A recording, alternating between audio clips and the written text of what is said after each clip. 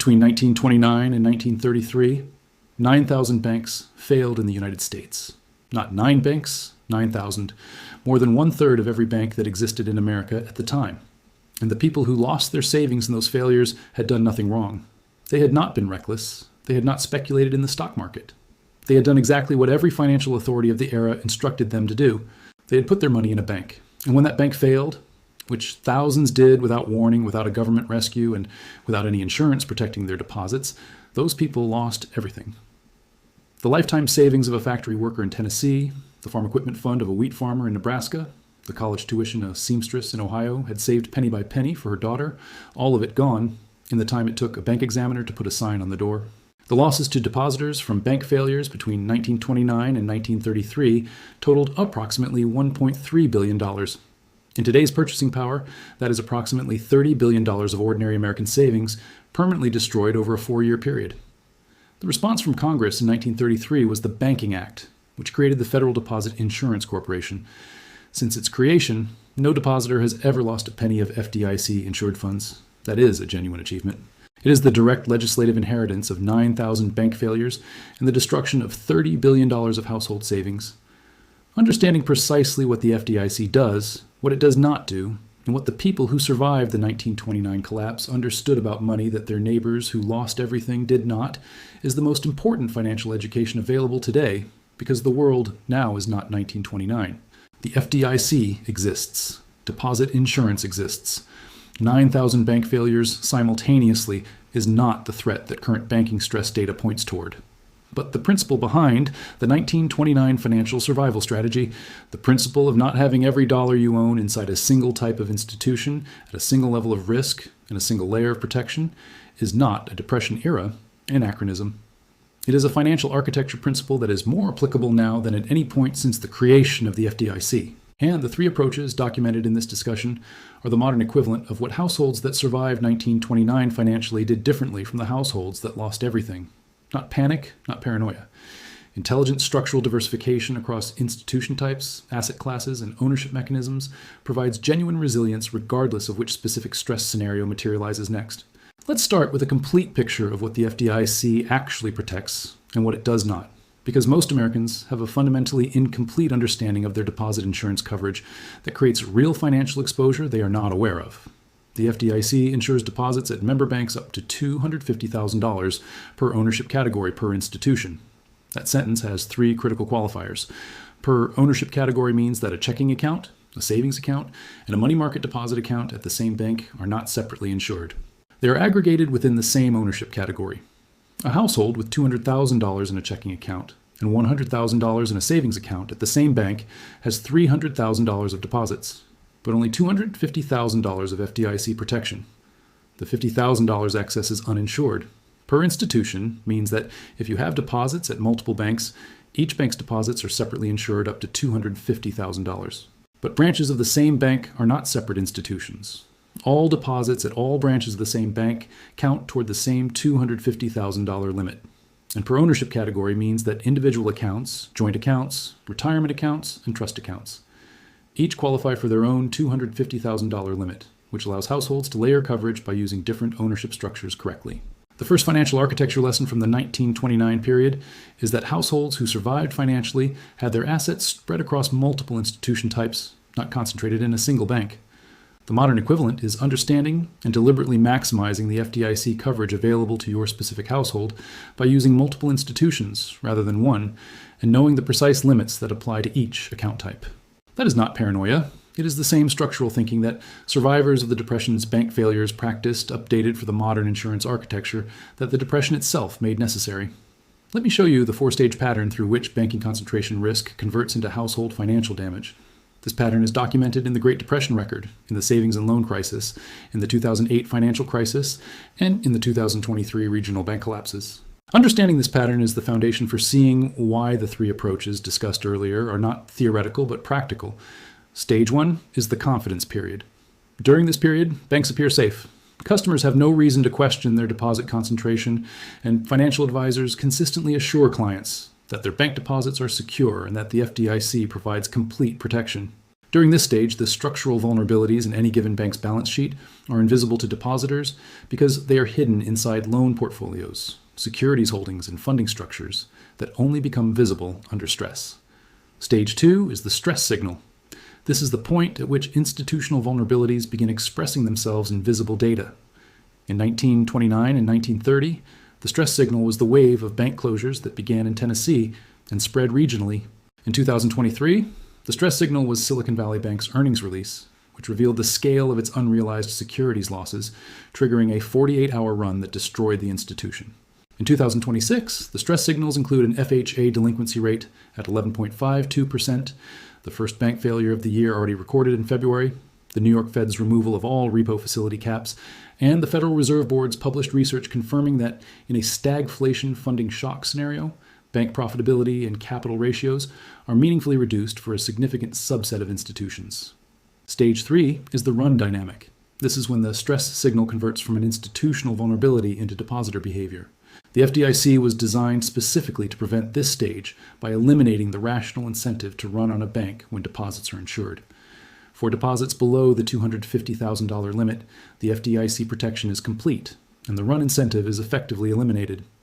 But for deposits above the limit, for business operating accounts that routinely exceed $250,000, and for deposits held at non-bank financial institutions that are not FDIC insured, the run dynamic is as potentially relevant today as it was in 1930. When Washington Mutual failed in 2008, depositors withdrew $16.7 billion in 9 days, even though Washington Mutual was an FDIC-insured institution. The announcement of a possible failure was sufficient to trigger behavior that is irrational under FDIC protection logic, but emotionally understandable to anyone observing a financial institution fail. Stage 4 is the recovery architecture. This stage differentiates households that navigate Stage 3 without lasting damage from those that discover at the worst moment that their financial architecture was not resilient. Households that navigate Stage 3 intact had diversified their financial architecture before the stress signal was apparent. After the stress signal, options narrow. After the run dynamic begins, the liquidity crunch is already affecting the household.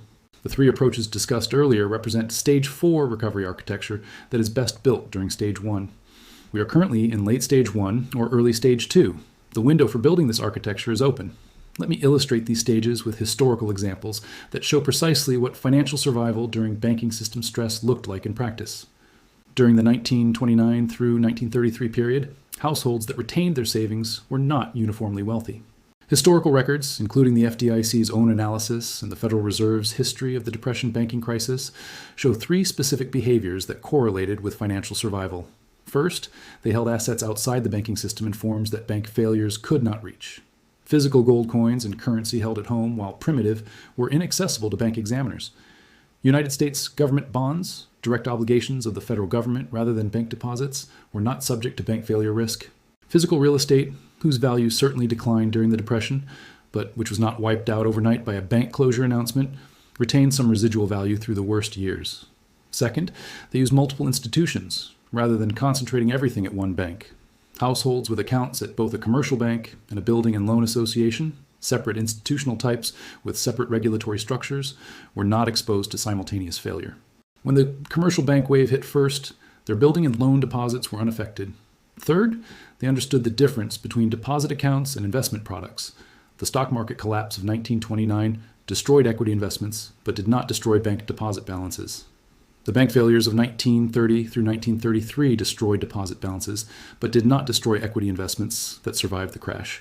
Households that understood these distinctions and used each type of account appropriately retained more of their financial resources through the combined stock crash and banking crisis than households that concentrated all their funds in a single institution.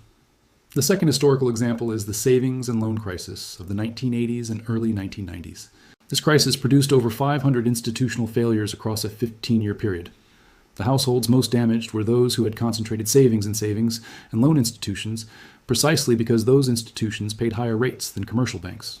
The higher rate was a risk signal that many depositors ignored or did not understand. When the savings and loan failures hit, deposits above the insurance limit at the time, which was $100,000 per account, were partially or fully lost. Households that had diversified their savings across a commercial bank, a savings and loan, and United States Treasury securities held directly at the government had multiple layers of protection. Their commercial bank deposits were insured separately, Their treasury securities were not subject to any institutional failure risk because they were direct obligations of the federal government held outside any intermediary institution. Their savings and loan deposits were insured up to the applicable limit. This structure provided resilience regardless of which specific institution failed. The third example is 2023, which is the closest and most directly applicable precedent. When Silicon Valley Bank failed in March 2023, approximately 90% of its deposits were uninsured, meaning above the $250,000 limit, primarily because SVB's depositor base was venture-backed startups with large operating accounts. Depositors who had concentrated their operating cash at a single institution discovered in 48 hours that their financial architecture had a single point of failure. Depositors who had diversified their operating cash across multiple institutions, keeping balances at SVB below the insured limit, and maintaining additional operating reserves at a second institution, either recovered their full balance through FDIC insurance or had immediate access to their second institution funds while the SVB resolution played out. The lesson from 2023 is identical to the lesson from 1929. The architecture built before the stress signal determines the outcome. Now let's turn to the three modern approaches that apply these lessons. Approach number one is the FDIC coverage maximization protocol. This is the most accessible, fully protected, and immediately actionable approach. It requires understanding the ownership category structure of FDIC insurance and deploying your deposits across multiple institutions and ownership categories to maximize coverage. The FDIC insures $250,000 per ownership category per institution. Primary ownership categories include single accounts, joint accounts, retirement accounts, including IRAs, trust accounts, and certain business accounts. A married couple with the right structure can have up to $1 million of fully FDIC-insured deposits at a single institution. $250,000 in a single account in the first spouse's name, $250,000 in a single account in the second spouse's name, $250,000 in a joint account held by both, and $250,000 in an IRA or other retirement account for each spouse. Spread across multiple institutions, the insured total scales with each additional institution used. The second approach is institutional type diversification.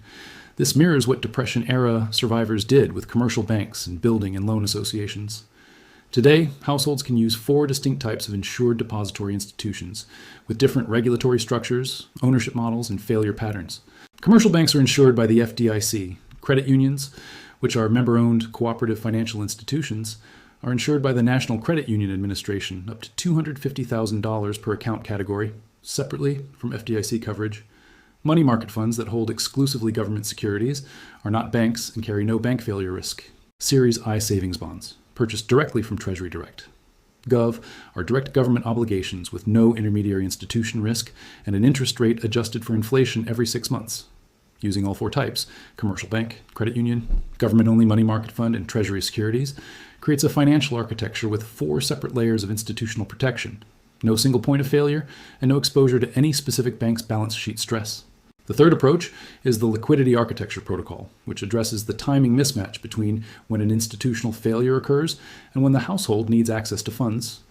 A farmer who lost bank deposits in November 1930 could not plant the following spring.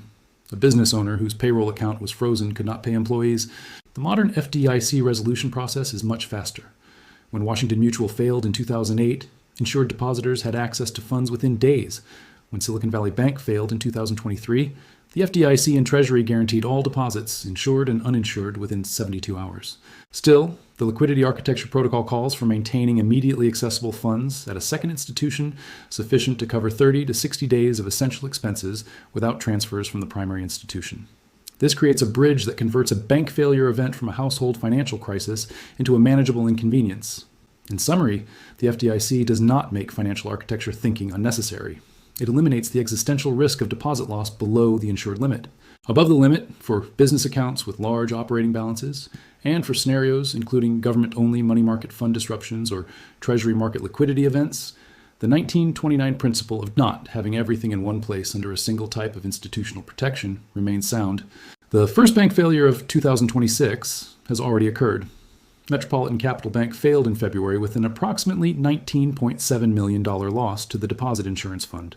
The FDIC Deposit Insurance Fund, standing at $153.9 billion as of Q4 2025, with a 1.42% reserve ratio, is adequate for a normal bank failure environment.